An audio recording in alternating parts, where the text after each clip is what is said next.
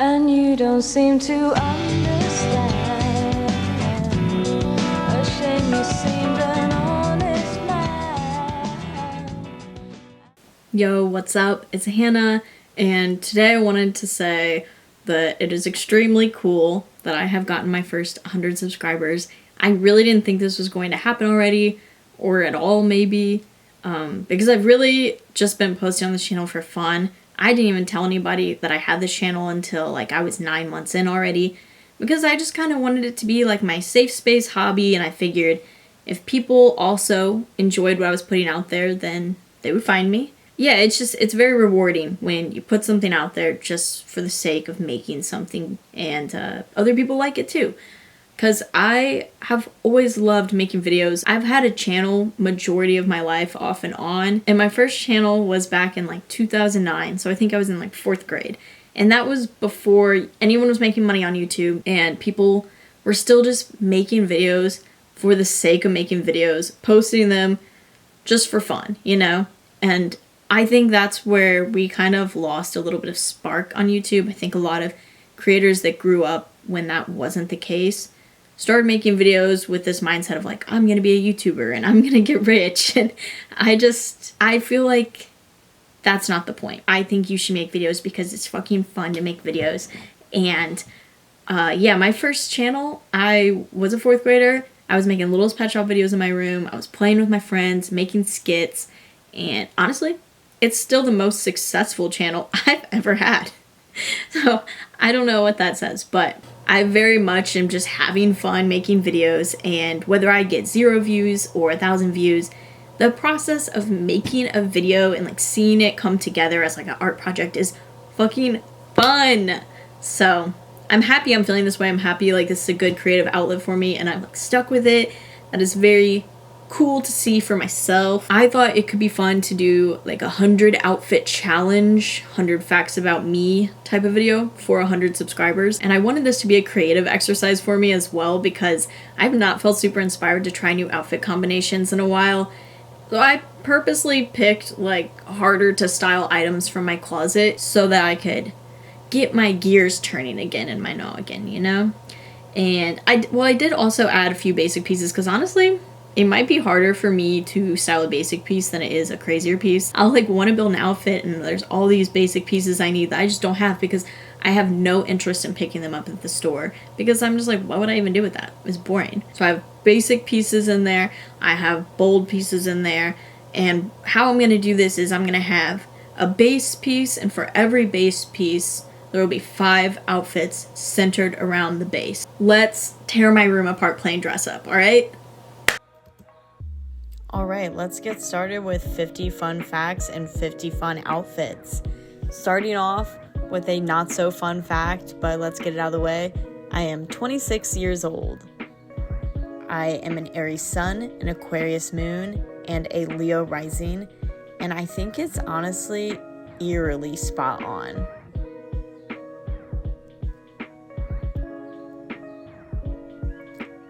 I drive and sometimes live in my 1993 GMC Vandura that I've cutely nicknamed the Mermaid Motel.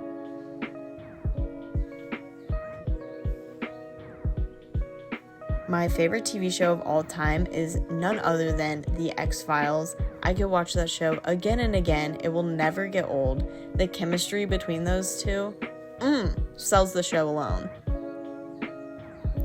I want to believe, and I guess I do believe in most things in theory, but I am the biggest skeptic. So let's just say it takes a lot for me to actually believe.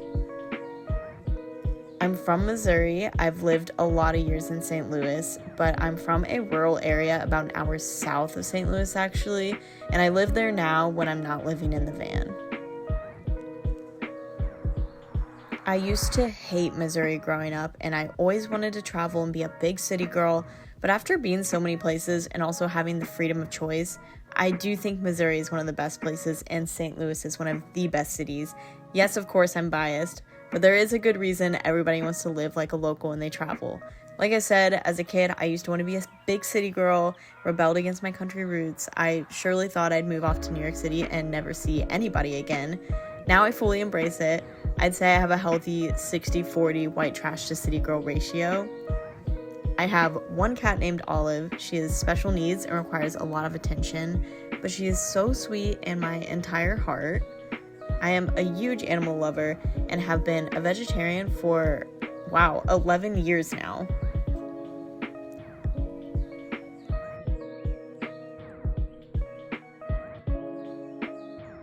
Low-key, I have a bachelor's degree. I have a degree in fashion merchandising.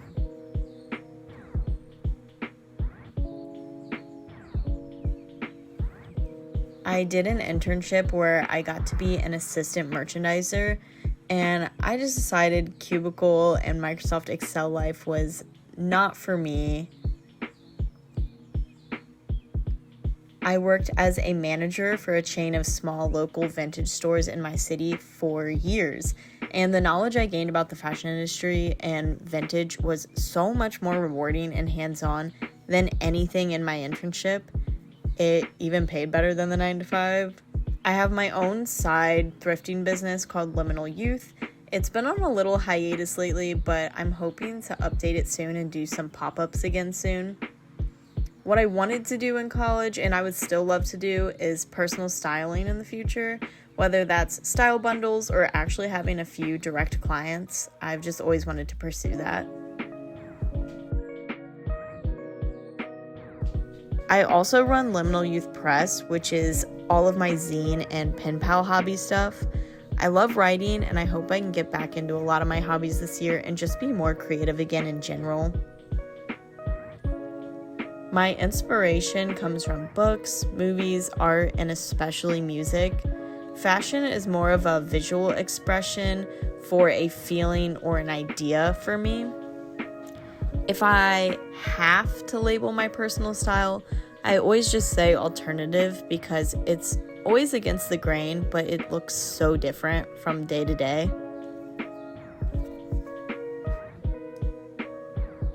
Asian beauty and fashion is a heavy influence on my personal style, and I especially love Marut, Akubi, and Cyber styles.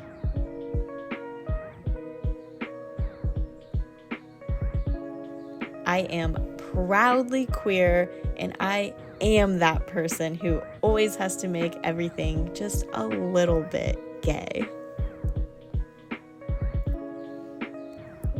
I love all things horror. I especially love Stephen King, Mike Flanagan, H.P. Lovecraft, and Shirley Jackson. I'm also a huge horror ARG fan, and I am always open to new recommendations. My favorite movies are Scott Pilgrim vs. the World and Bill and Ted's Excellent Adventure. It's either horror, thrillers, mystery, or just like stupid comedies that do it for me. Rarely anything in between. Right now, my favorite TV shows are Yellow Jackets, Severance, and The Rehearsal. A watch, a read, and a listen to get to know me would be Moonrise Kingdom and The X-Files. Realistically, reading all of my journals from 4th grade to present day, but instead, let's just say the first 8 Pretty Little Liars books. Those were pretty formative, I guess. And for listening, Lady Gaga's Born This Way album, of course, or any old Lizzie Grant. I am a hyper independent extrovert, so I love putting myself out there, but I equally love pursuing things on my own, and I need to do both to recharge. My Myers-Briggs is ENTP.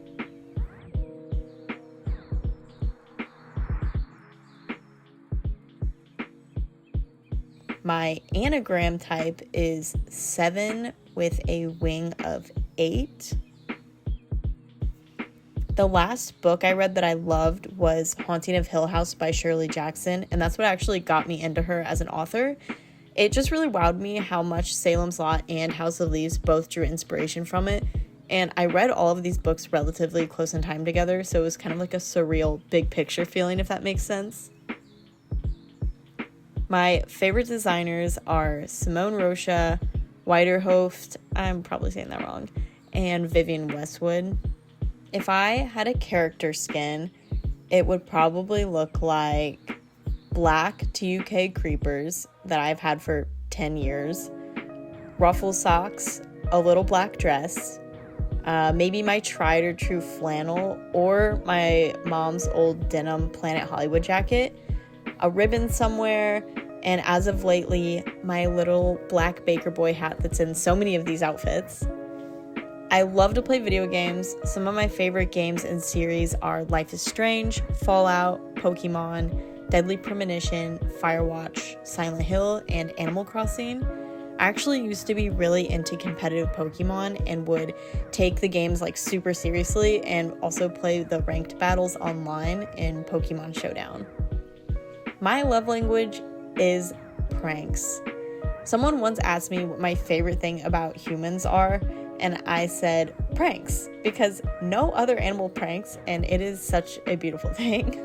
My biggest celebrity crushes are Slim Shady, not Eminem, don't get it twisted, we're talking blonde Slim Shady, Bill Skarsgård, Natasha Lyonne, and Emma Stone.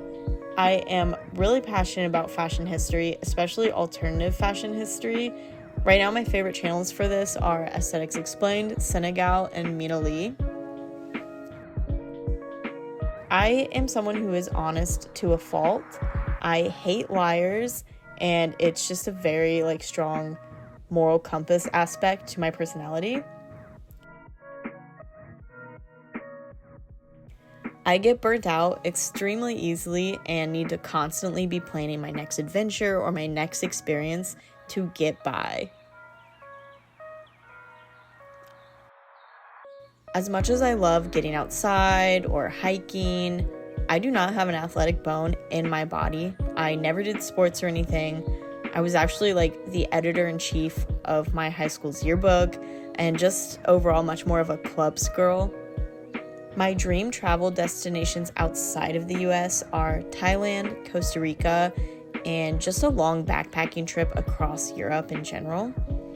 My favorite states I've visited are West Virginia, Oregon, and Maine. My favorite cities are, of course, St. Louis, New Orleans, New York City, and most recently Portland, Maine, but also honorable mention to Providence, Rhode Island. I wish I had more time there. I really liked it. I'm a maximalist through and through with some almost hoarder-like qualities about me.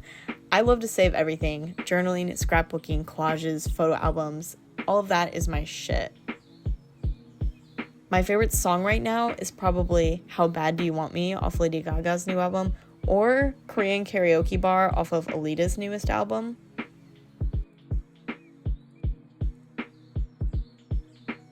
My favorite color combination is red and white. Honorable mention to black and red.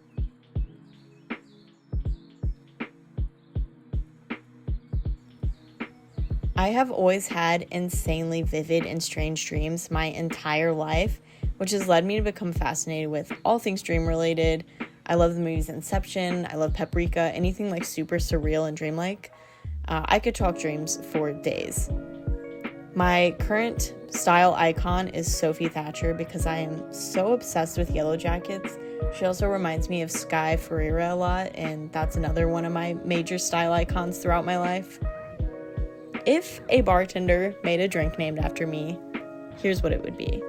A cherry limeade mezcal margarita with the tahini rim. It would be garnished with a real cherry, a lime, and a taki.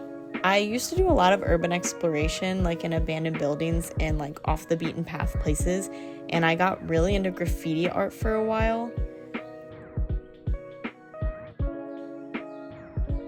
I have a huge soft spot for older web design, and I love looking at archived blogs and personal websites.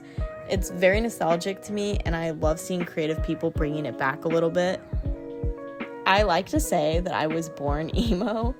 My mom was always really encouraging of me being myself and let me mostly dress and express myself how I wanted. So from as early as I can remember dressing myself, I was inspired by alternative fashion. Lastly, I firmly believe that things are only embarrassing if you feel that they are embarrassing, and the fear of embarrassment is what holds everyone back from succeeding.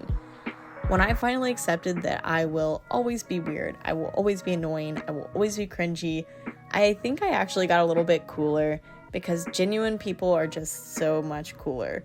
Obviously, this is an everyday in the mirror type of mindset, and we're all just human, but I think it's a good point to end this video on. So thank you guys so much for now like 160-ish subscribers. That's awesome, and I'm so glad people are liking my videos. Thanks again, guys.